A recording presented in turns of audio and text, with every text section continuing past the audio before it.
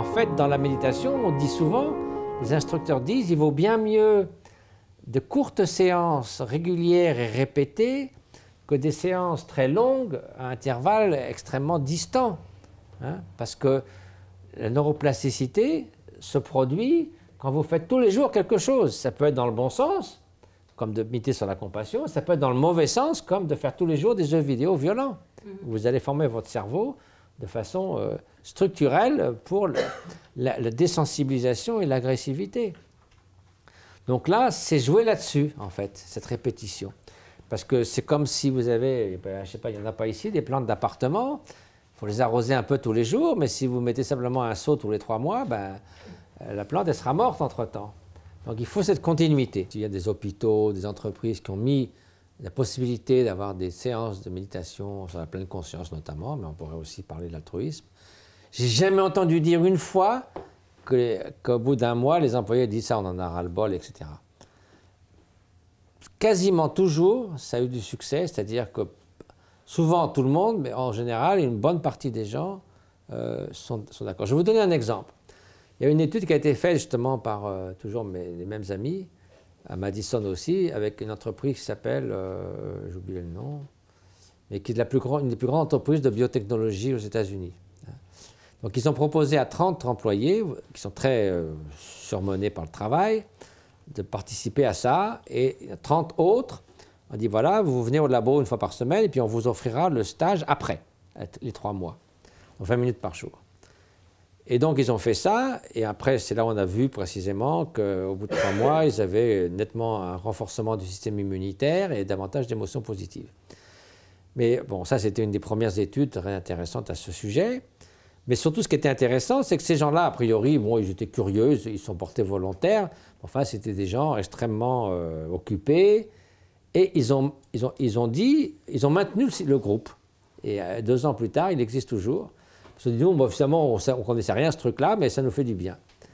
Et la plupart des entreprises qui ont fait ça, on a ressenti des grands bienfaits pour tout le monde. Alors, si vous voulez, il y a à peu près une 30aine d'années, John Kabat-Zinn, donc, qui était un biologiste, il était à Harvard. Et il s'est aperçu que. Donc, il s'intéressait à la méditation. C'était toute la même équipe, Daniel Goleman, Richard Davidson, ils étaient tous copains à l'époque. Et bon, il s'intéressait à la méditation. Mais il s'est dit bon, la méditation, dans le milieu hospitalier, il y a 30 ans, quand Richard Davidson a commencé sa thèse et qu'il a dit à son patron qu'il voulait étudier les effets de la méditation il y a 30 ans, il lui a dit vous savez, si vous voulez faire carrière, ce n'est pas le truc qu'il faut poursuivre.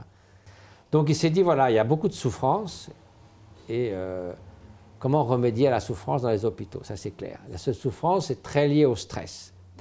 Donc si on propose quelque chose qui réduit le stress, tout le monde va réagir positivement parce que c'est un problème dont tout le monde est conscient.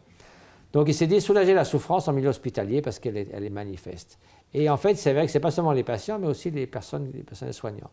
Donc ça dure 8 semaines. Hein. Il y a tous les samedis un peu plus prolongés, je crois que c'est 3-4 heures d'enseignement. Et après, c'est des sessions de 30-40 minutes par jour. Donc il y a un aspect aussi beaucoup de physique. Hein. Parce qu'ils sont très tendus, très mal dans leur peau. Donc il y a un aspect un peu ils sont allongés par terre, sensation de tous leurs éléments, toutes les parties du corps. Enfin, vraiment reprendre conscience de son corps. Ça se fait moins, disons, dans les ermitages, dans l'Himalaya, mais là, c'est un peu une nécessité. Donc, perception des sensations, reconnaissance des sensations, observation des sensations avec pleine conscience, mais sans jugement. C'est oui, j'ai mal, mais après tout, je peux regarder ça de façon objective et sans m'accrocher à exiger que je n'ai pas mal, ce qui n'est pas le cas. Donc, une sorte d'acceptation qui n'est pas une résignation. Et puis après, regardez aussi comment émotionnellement on vit tout ça. Et vous voyez côte à côte des profs d'université et des chauffeurs de poids lourds, hein, qui tous, alors ça maintenant ça fait depuis 30 ans, on le sait, très très vite, témoignent des bienfaits immenses que ça fait. Et c'est complètement laïque, que personne ne se sent, qu'on marche sur leur plate-bande, on voit des personnes en convalescence qui, même chez eux, méditent comme ça sur leur fauteuil. Et on voit à quel point ça leur fait du bien.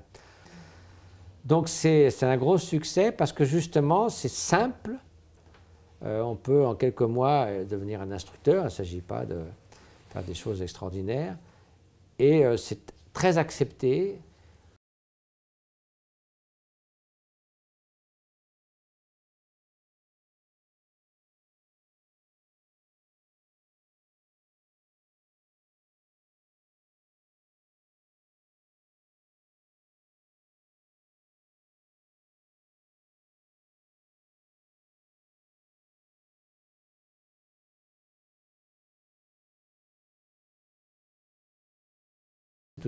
C'est un truc à la mode, mais en fait, il n'y a rien derrière.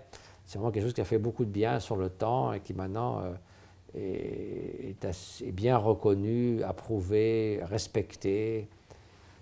Donc, c'est vraiment une contribution majeure. Et je pense que si on ajoutait cette composante de bienveillance, on en aura encore plus pour son temps.